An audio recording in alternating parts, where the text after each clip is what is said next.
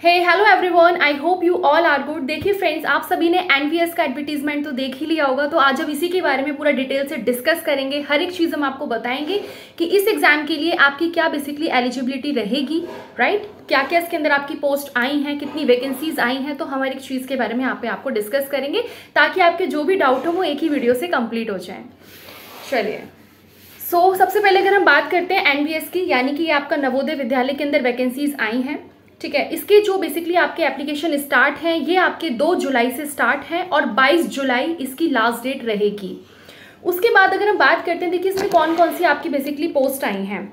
तो इसके अंदर आपकी प्रिंसिपल की पोस्ट आई है जिसके अंदर आपके टोटल 12 पोस्ट हैं, ठीक है, 12 वैकेंसीज हैं। इसके बाद आपकी टीजीटी की आई हैं जिसके अंदर आपकी 683 हैं। देन पीजीटी आई है जिसमें आपकी 397 है और साथ में कुछ मिसलेनियस की पोस्ट भी आई है। और मिसलेनियस के अंदर आपकी देखिए इसमें आपका आर्ट रहेगा, मिसलेनियस में म्यूजिक रहेगा, पीटी मेल रहेगा, पीटी फीमेल रहेगा और साथ में लाइब्रेरियन। ये कुछ इसके अंदर आपकी वैकेंसीज देखने के लिए आपको मिलेंगी। अगर हम बात करते हैं देखिए टीजीटी के लिए, तो इसमें आपकी इंग्लिश के लिए वैकेंसीज हैं, हिंदी के लिए है, मैथ्स के लिए है, साइंस के लिए, एसएसटी के लिए है। और अगर मैं पीजीटी की बात करती हूँ तो इसमें आपकी biology, chemistry, commerce, economics, English, geography, Hindi, history, maths, physics and computer science, ये सब आपकी इसके अंदर वैकेंसीज रहेंगी, राइट। अब हम बात करते हैं थोड़ा सा, देखिए सबसे पहले मैं इसकी एलिजिबिलिटी के ऊपर बात करती हूँ। तो इसमें देखिए अगर हम बात करते हैं टीजीटी के लिए, ठीक है, तो टीजीटी के लिए आप लोग ध्यान से समझेंगे भाई। टीजीटी के लिए आपका बैचलर डिग्री होना चाहिए विद 50% मार्क्स के साथ, और जिस भी सब्जेक्ट से आप टीजीटी डालेंगे उसमें भी आपका एग्रीगेट होना चाहिए 50%, राइट। उसके बाद आपका इसके अंदर सीटेट का सेकंड लेवल क्वालिफाई होना चाहिए और साथ में इसमें आपकी बीएड डिग्री भी होनी चाहिए। ये आपका टीजीटी का रहेगा।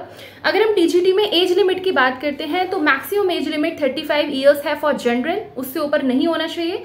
और साथ में एज रिलैक्सेशन है SC ST 5 ईयर्स का, ठीक है। उसके बाद आपका ओबीसी कैटेगरी के लिए आपका 3 ईयर्स का रिलैक्सेशन रहेगा और ऑल विमेन के लिए आपको 10 ईयर्स का रिलैक्सेशन मिलेगा। इसके बाद अगर हम टीजीटी की पे स्केल की बात करते हैं तो इसमें आपकी ये लेवल 7 आपका रहेगा, ओके। देन इसके बाद ये आपका रहा टीजीटी का। इसके बाद अगर मैं बात करती हूँ पीजीटी की एलिजिबिलिटी की, तो देखिए इसमें आपका पीजीटी के लिए अगर हम बात करते हैं तो इसमें आपकी एज लिमिट 40 ईयर्स से ऊपर नहीं होना चाहिए फॉर जनरल, और वही आपका age relaxation SC ST plus 5 years का रहेगा, राइट। उसके बाद आपको ओबीसी कैटेगरी प्लस 3 ईयर्स का रहेगा और आपकी जो विमेन है उनके लिए वही 10 ईयर्स का एज रिलैक्सेशन रहेगा। इसके बाद अगर हम इसके पे स्केल की बात करते हैं तो पीजीटी में आपका पे स्केल लेवल 8 की आपकी जॉब रहेगी। इसके बाद अगर हम पीजीटी में एलिजिबिलिटी की बात करते हैं तो इसमें आपकी देखिए या तो आपने 2 ईयर्स का इंटीग्रेटेड पोस्ट ग्रेजुएट कोर्स करा हो विद 50% मार्क्स के साथ, ठीक है। और जिन्होंने भी, और देखिए बीएड ऐसे लोगों के लिए यहाँ पे कंपलसरी नहीं है जिन्होंने 4 ईयर्स का इंटीग्रेटेड कोर्स किया हुआ है।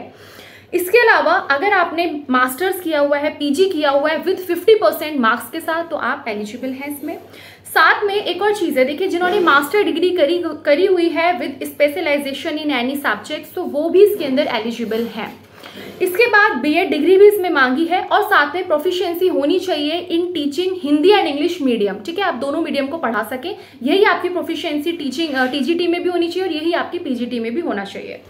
इसके बाद अगर हम बात करते हैं तो ये था आपका पूरा पीजीटी के लिए, राइट। तो इसके एग्जाम पैटर्न की, तो देखिए इसमें आपके टोटल क्वेश्चंस 120 रहेंगे, टोटल मार्क्स भी आपका 120 रहेगा, टाइम आपको 3 आवर्स का दिया जाएगा और 1/4 की नेगेटिव मार्किंग भी रहेगी, राइट। अगर हम मोड ऑफ एग्जाम की बात करते हैं तो ये आपका सीबीटी रहेगा, यानी कि कंप्यूटर बेस्ड टेस्ट आपका रहेगा और इसमें आपका इंटरव्यू भी है, ये भी आप ध्यान रखेंगे। यहाँ पे सीबीटी टेस्ट भी रहेगा और देन उसके बाद आपका इंटरव्यू होगा।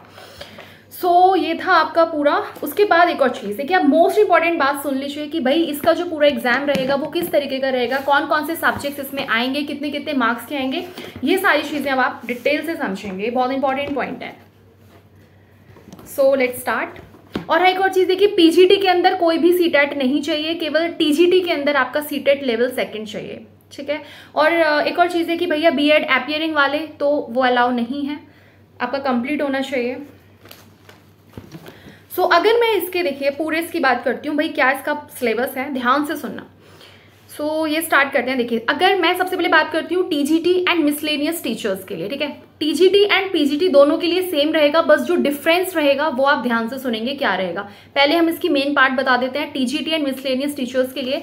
देखिए, पार्ट 1 में आपका सबसे पहले आपकी इसके अंदर जीके रहेगा, राइट, जो कि 10 मार्क्स का रहेगा।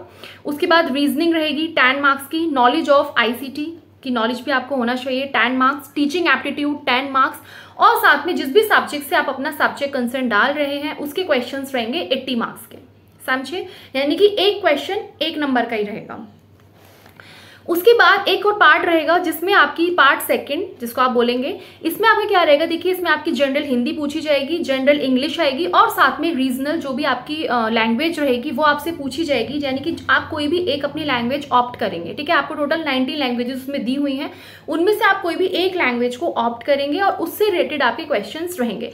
यानी कि आपकी जनरल हिंदी भी 10 मार्क्स की रहेगी, इंग्लिश भी 10 की रहेगी, और ये जो आपकी रीजनल लैंग्वेज जो भी आप चूज करेंगे ये भी आपका 10 मार्क्स का रहेगा।